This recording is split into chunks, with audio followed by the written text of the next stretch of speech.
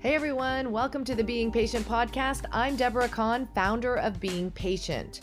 When my mom was diagnosed with Alzheimer's disease, I decided to use my skills as a journalist in a different way.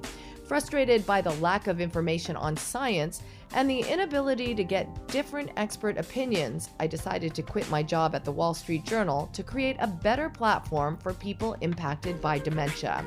We are a community where news and information is created by our team of journalists.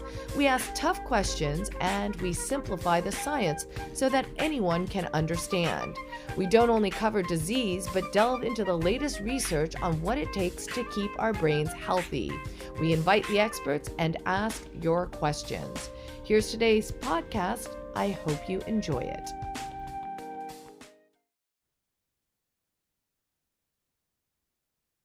Okay, hello everyone. Welcome to Being Patient Brain Talks. I'm Deborah Kahn, founder of Being Patient. Today we have joining us Mary Lou Falcone. She has written a book called I Didn't See It Coming about her late husband, Nicky, who has passed of Lewy Body dementia. So today she's here to share her perspective. Mary Lou, thank you so much for joining us. Thank you very much. So I know you have an illustrious music career, publicist for the likes of James Taylor, York Philharmonic. So you were a busy woman and are a busy woman. I can only imagine what it was like to have a career and then suddenly have a husband with Lewy body dementia. So let's just start first with what were some of the first signs and where were you in your life? The first signs were in 2016, in the fall of 2016. And what I saw was some forgetting, but, Nicky was 73 or 72, and I thought that was not too abnormal. A little paranoia and a little bit of anger, which he never was an angry person, and repeating himself. And then a really telling one was taking anywhere from 20 to 30 minutes to write a check. And I thought, this is a little odd. Maybe he's tired, but you could always make excuses for things and find reasons that you should not be alarmed.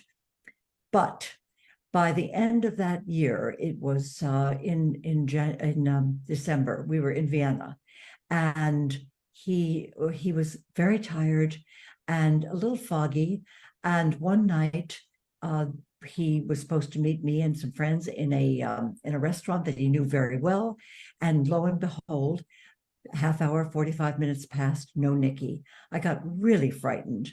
And I went to try to find him, heading towards St. Stephen's Cathedral. And I didn't know where I would look, but as fate would have it, and thank goodness for higher powers, Nicky was walking toward me. And as he came toward me, what I saw in his eyes was fear. And as he confronted me and basically said, "You didn't give me the address, you didn't write it down," and he never spoke that way to me, I got very calm and I said, "Please forgive me. It's my fault. And I really should have done that.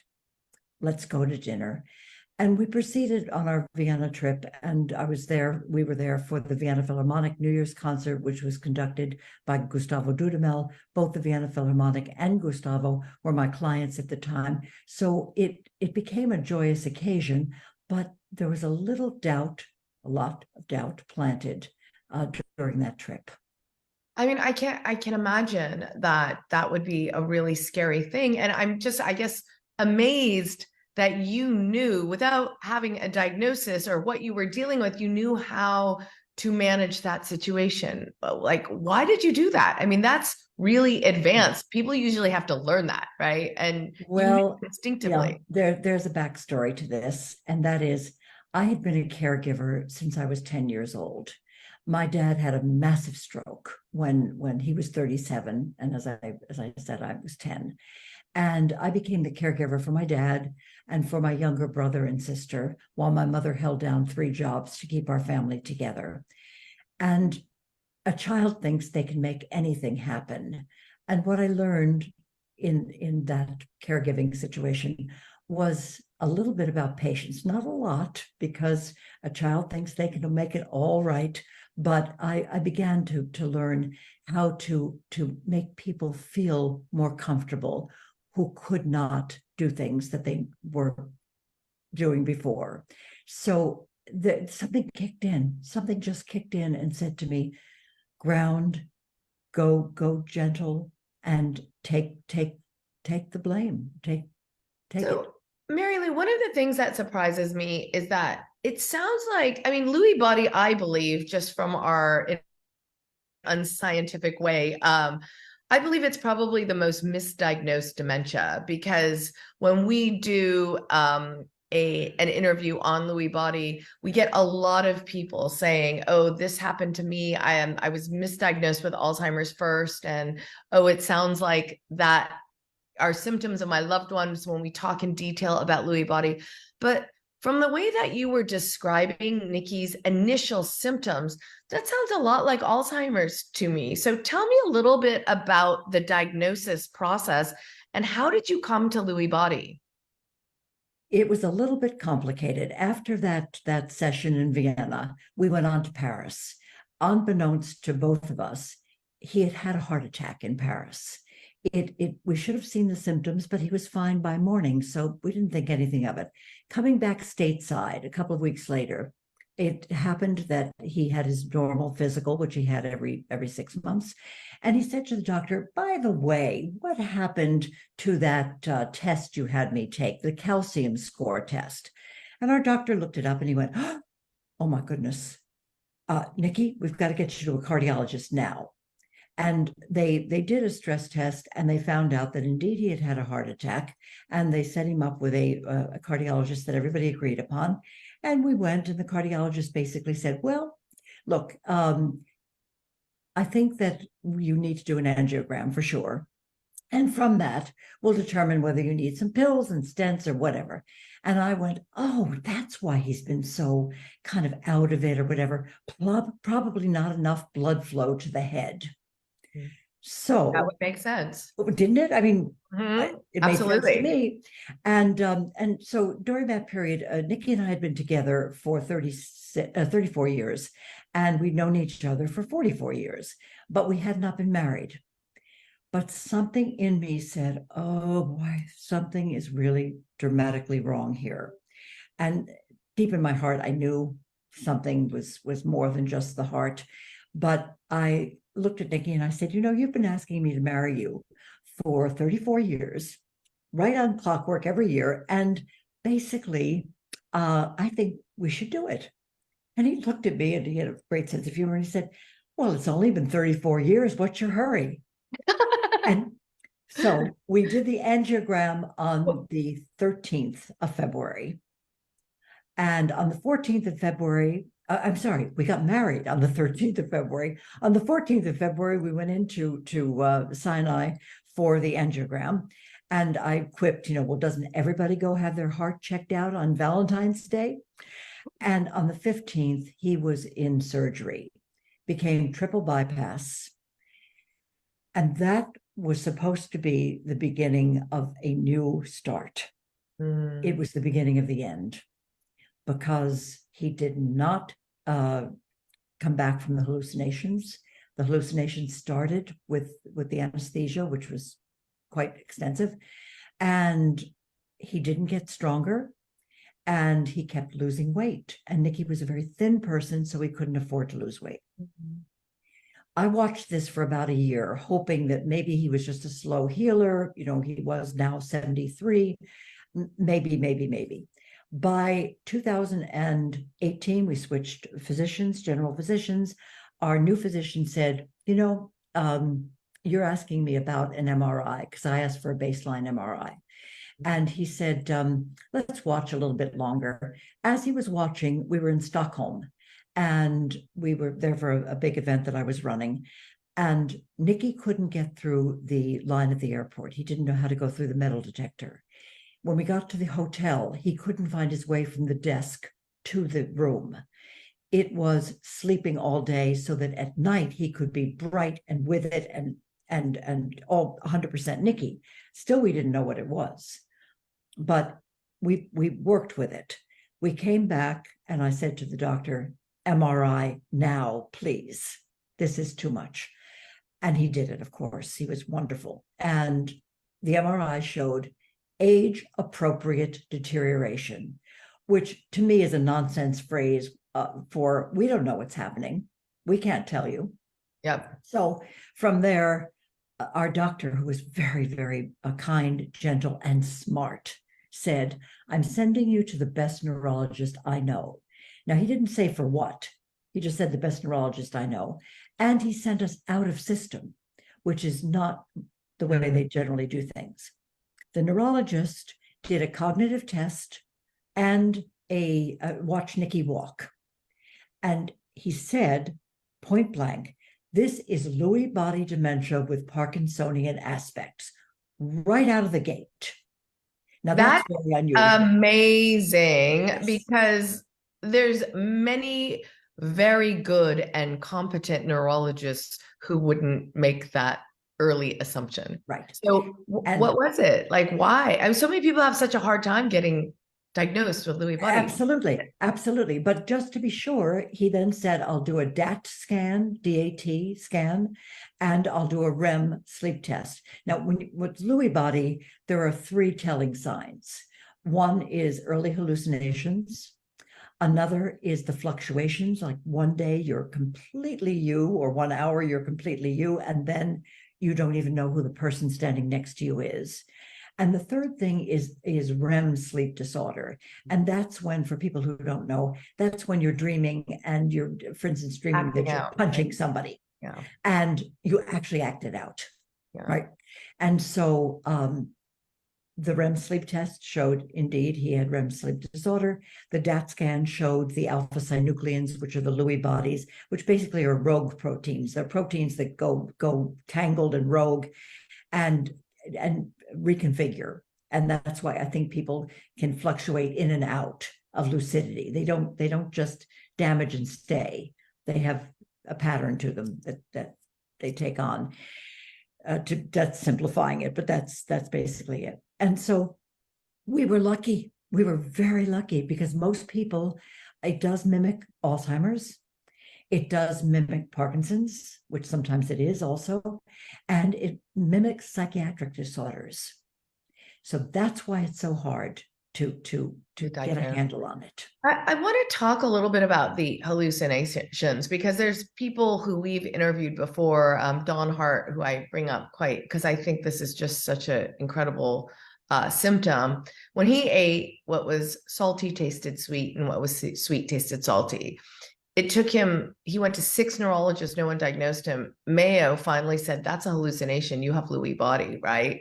So I'm wondering, in Nicky's case, what were the hallucinations like? Because for a lot of us think of hallucinations as people coming out of the walls or, Yeah. vivid, like Disney type hallucinations. Yeah. Which they can be. Yeah. Which they can be, yeah. But with Nicky, it manifested itself in an interesting way. First, it was audio hallucinations. Nicky had been a rocker in the 1950s, a rock and roll idol, teenage idol, and on the same stages as Johnny Cash and Patsy Cline and wow. Jerry Lee Lewis. So he was a for real. So music, was very important to him, and audio was very important, although he was losing his hearing. And that's also a symptom in all of this. And so he said to me after he was diagnosed, the day he was diagnosed, he said, do you hear the voices coming out of the faucet? And I said, no, but I know you do. Do you hear the music coming out of the pillow? No, but I know you do. And that's how it was manifesting itself early on. Then there were visual hallucinations, the little animals. I remember one when he told me he woke up from a dream and he was looking around the room and I said, what is it? And he said, well, there are squirrels running all around the room and they're running under you. And I have to go in the living room and check to make sure that they're not there. And I think we need to buy a $17,000 bed to replace the bed we're in. And I went, okay. It wasn't malevolent, but it was weird. Yeah.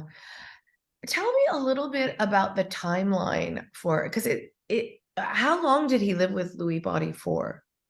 From diagnosis, it was 16 months, which is That's very it. fast. I've never heard of anything so Yeah. fast. Yeah.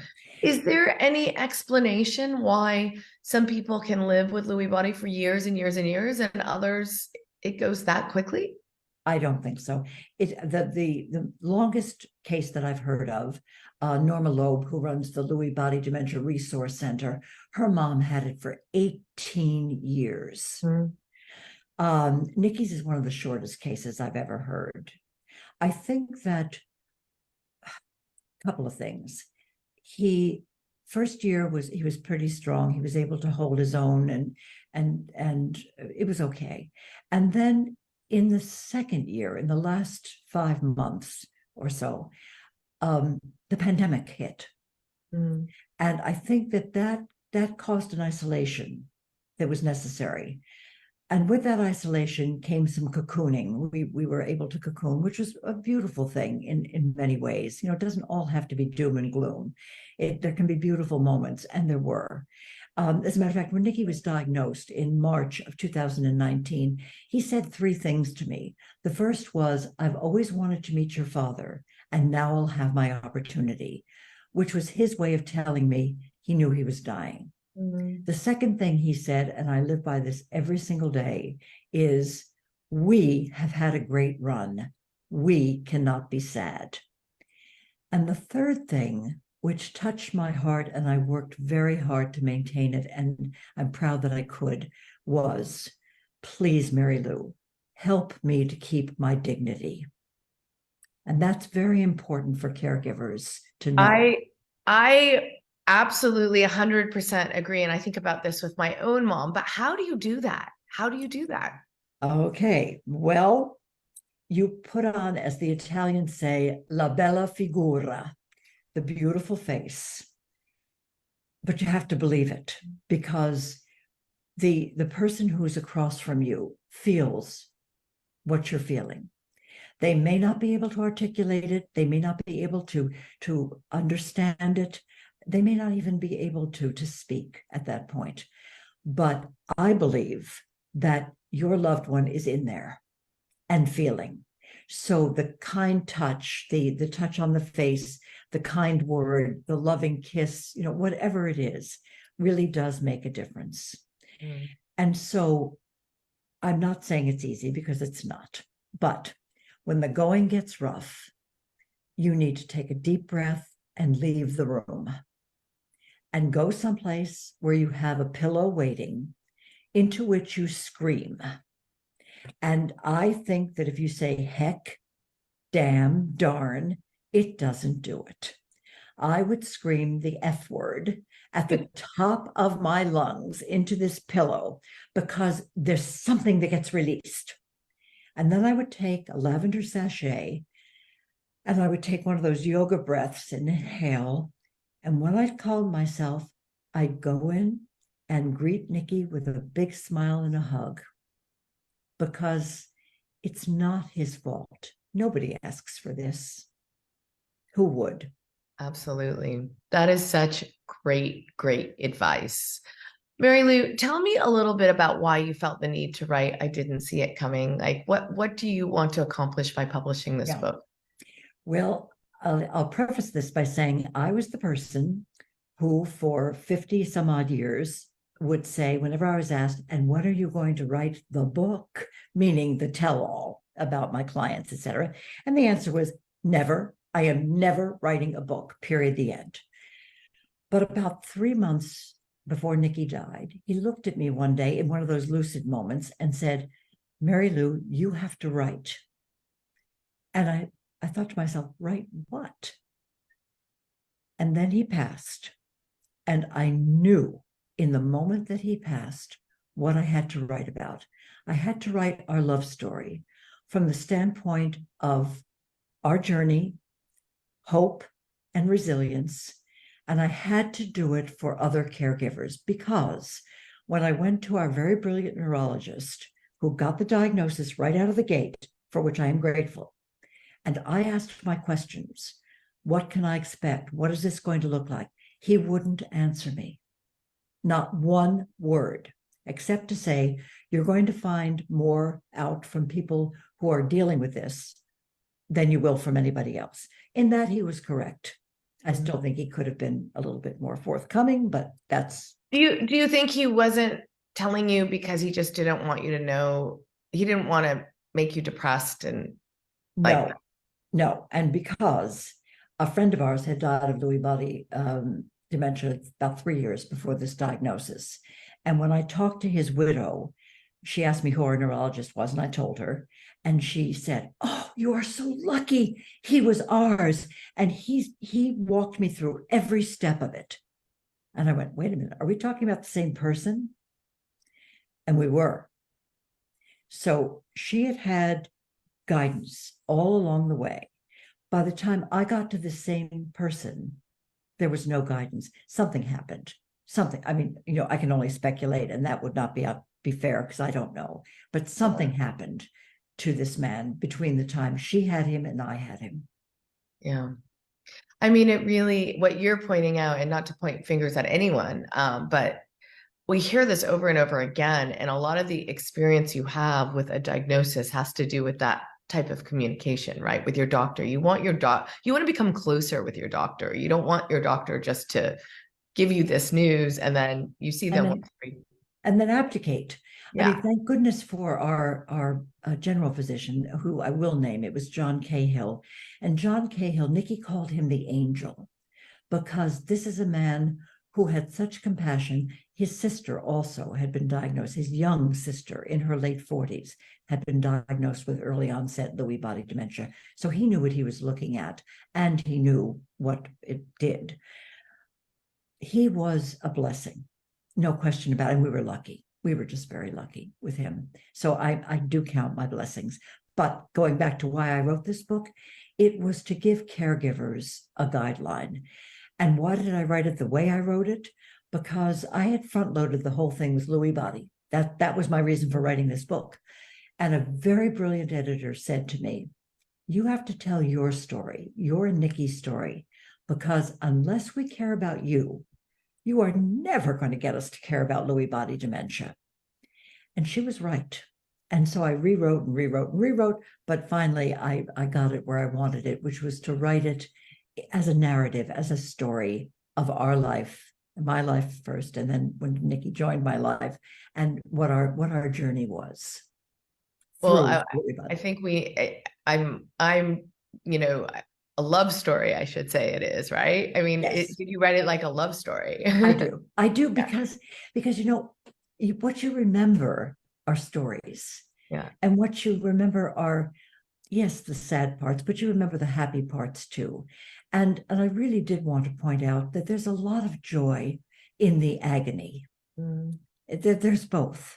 I so respect that you say this, and I so believe you. But I think that most people aren't like you. I think it's very, very hard to get to that space. I think and I see it within my own family. That's a hard thing. Like that's a hard. Like you seem very positive, and you knew intuitively how to preserve your relationship with Nicky, right? As well. Yes. Yeah. But remember, I had a role model called my mother, and nobody had a harder life than my mother did. Yeah. And I won't go into the details, but my father's illness alone, she was 38 years old. He was 37 years old, prime of their lives. And he lived. I mean, they misdiagnosed my dad when he had a stroke. He lived, but he never spoke again for the rest of his life. And to watch them communicate, to watch this, you just have to, at least I had to, embrace that as something to emulate. And maybe I'm not normal.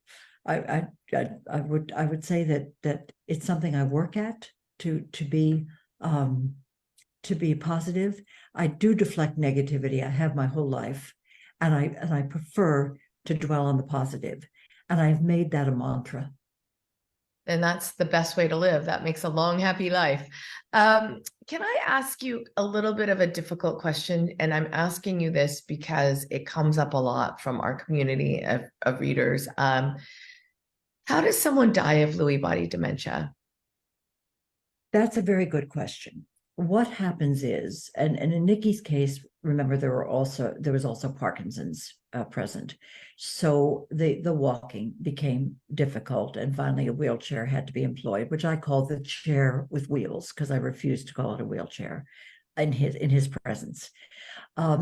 He was having trouble with his hands. He couldn't hold a fork. He couldn't cut. I remember one dinner we went to with a whole group of friends, and one of my colleagues sitting next to him noticed that he was having difficulty cutting, and therefore she just reached over very gently and cut up his meat, So there was that. There were swallowing issues. Swallowing became hard. There's incontinence, bowel incontinence, urinary incontinence. It happens because your muscles will not function as they had.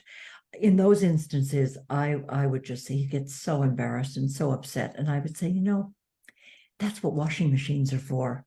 Don't worry about it. It happens. We'll make it right. I mean, meanwhile, you want to tear out your hair because the mess is the mess, but that's what you do. But I think that it's toward the end, the lucidity with Lewy body, it comes in and out, as I said before. And Nicky wrote a poem about a month and a half before he died, which I found 3 months after he passed. And this poem described his descent into Lewy body, what it felt like from his perspective. Now, he had been a writer also for Esquire magazine, so he was a for real writer as well as his other great talents and artists, etc. But this poem was so powerful. And as I watched him decline, and there were days when I would say, Nicky, do you know who I am? And he'd say, no, but that's all right. Or we'd always sit at the dinner table, even when he couldn't walk, we'd wheel him in and just so we'd be together. And at the end of dinner, I knew he couldn't stand up. So I would reach over and ostensibly to hug him, but to lift him as I was hugging him. And we had a ritual and it worked. At the end, he made a choice a week before he passed to stop eating. He just stopped. 2 bites of chicken salad that particular day when we were visiting with his favorite godchild, who was 3 years old, and his niece. And he stopped. And I was told by a nurse friend of mine, when that happens, offer, but do not force. 2 days later, he stopped drinking. No liquids, would not take anything. And you take a wet sponge and just make sure that everything keeps lubricated, but that was it. When that day came, it was a Thursday and he died on a Tuesday, so he was 4 or 5 days away from passing. When that day came, I called all of our close relatives and close friends to come over to say their goodbyes. And they came that evening and they said their goodbyes. They went into the bedroom. He was bedridden, but came back into the living room and I heard a voice, and it was Nicky from the bedroom. I thought, whoa. So I went in and I said, what is it? And he said, I want to get up and go into the living room. Clear. I said, fine. Put a robe on him, took him into the living room. Deborah, I'm here to tell you that he said goodbye by name and thank you to everybody in that room. Then looked at me and said, I'm very tired. I have to go back to bed. And that's how it ended.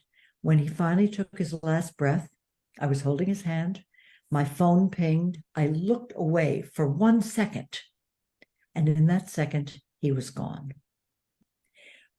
But it wasn't horrible because I knew he'd chosen his moment. I just knew in my heart.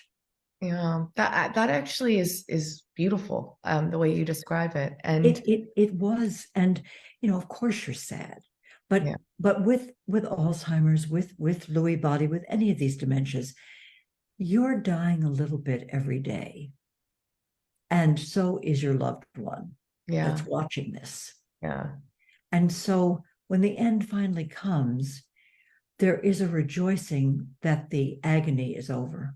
yeah, absolutely. And we all, when we have a loved one with dementia, we just pray that the end is not painful. I think that's Yeah. what weighs on me is I don't I want. I Yeah, don't think it is. Hospice is wonderful, and they bring in the end of life kit, and the morphine is there, and the morphine helps. And they also ask you if you want an oxygen mask. And instinctively, I said no. But then I called our doctor and said, should I have said yes? And he said, no, you're right.